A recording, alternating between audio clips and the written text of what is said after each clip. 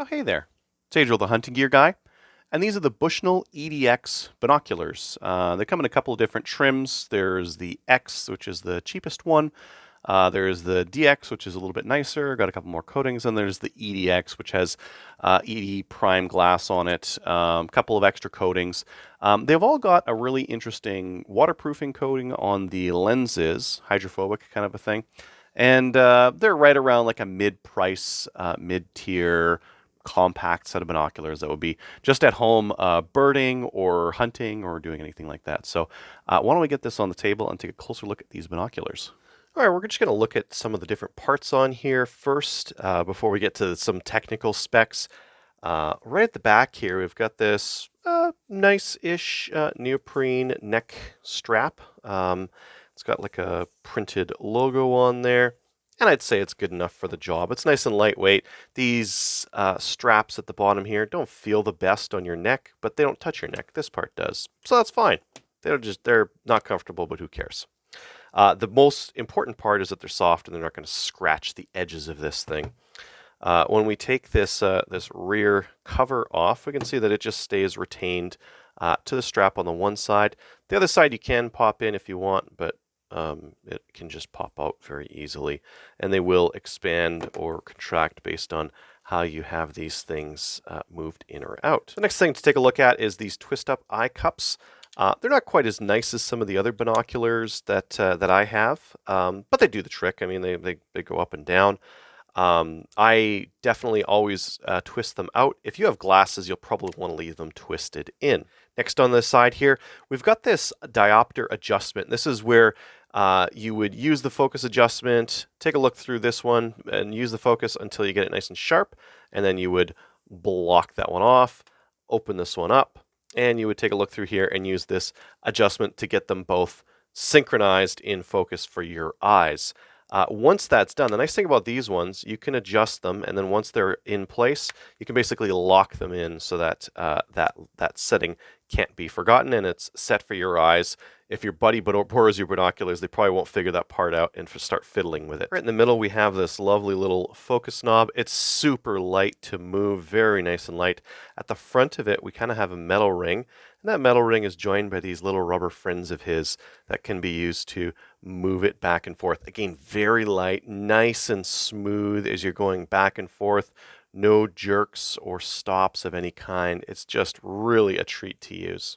Now this little guy up here is where you would unscrew it to put in a tripod mount, which looks something like this. So this would go in here, and it would screw into whatever's behind that cap. But this little guy's a little bit stubborn, so I haven't been able to get him off. I might need to use a tool like a wrench or something like that to take it off.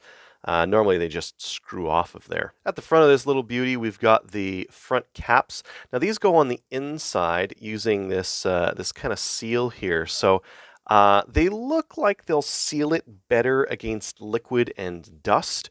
But they don't really want to stay in there. They're very easy to bump off and kind of flip open. The one thing that I do like about these covers is that when you get them off, they flip right out of the way. So they're not kind of in your way. They just flip right out of there, and you can see exactly what you need to.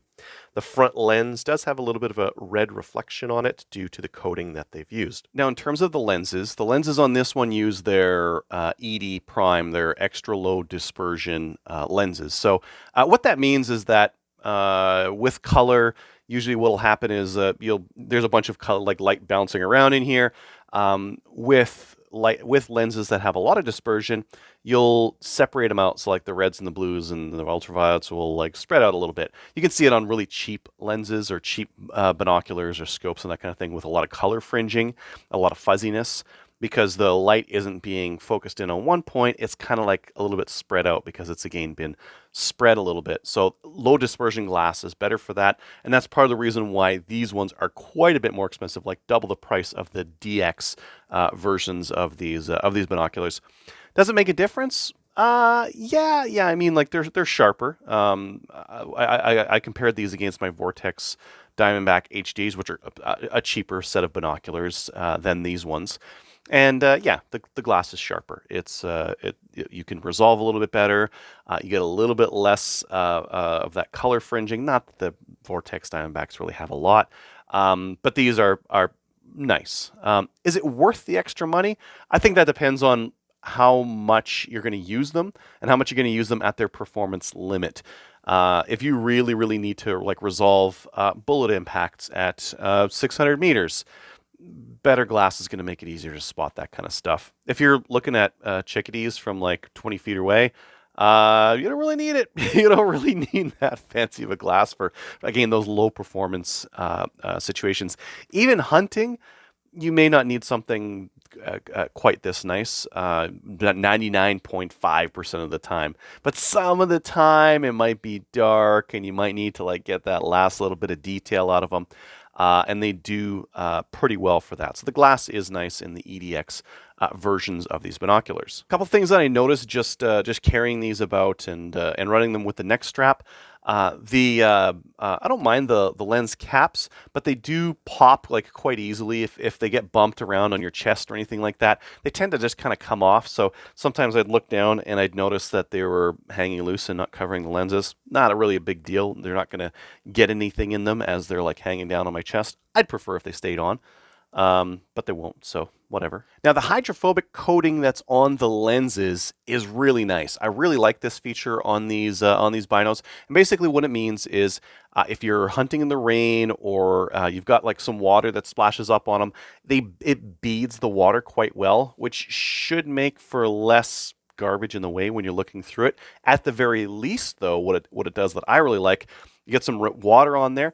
If you just give it a quick flick, most of the water will come off of these lenses. You don't need to clean them. You can just flick that water off, and it just comes off on its own. All right, these have been sprayed.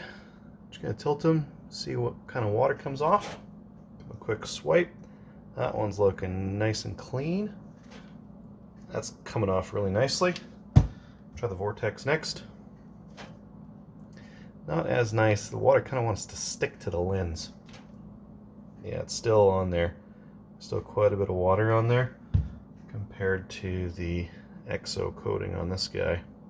So I guess it works. Now they have a locking diopter on the one side, and really what this is to focus both of them in. I don't really like how that sits proud over the surface. Most binoculars will use like a knurled ring here. This one uses this knob that kind of sticks up. And if you have the eye cups turned down and you try to put your cover on, it kind of jams up on there as well. And if you push it on, what you can end up doing is kind of having something where it'll break the seal. You can see there where it's just jammed on there. I think these guys just buy these covers in bulk from some factory in China. So I think that's why they don't fit specifically on these binoculars that well. Now, one way of getting around this is just to twist the eye cups up. So with the eye cups up, once you put on your covers, you can see there it doesn't actually go on far enough to even get there. So I guess that's one thing that you could do. I personally wouldn't want to do that for long-term storage or anything like that, because I think if it fell and the only thing holding it was that twist mechanism for that eye cup, I think it would wreck it.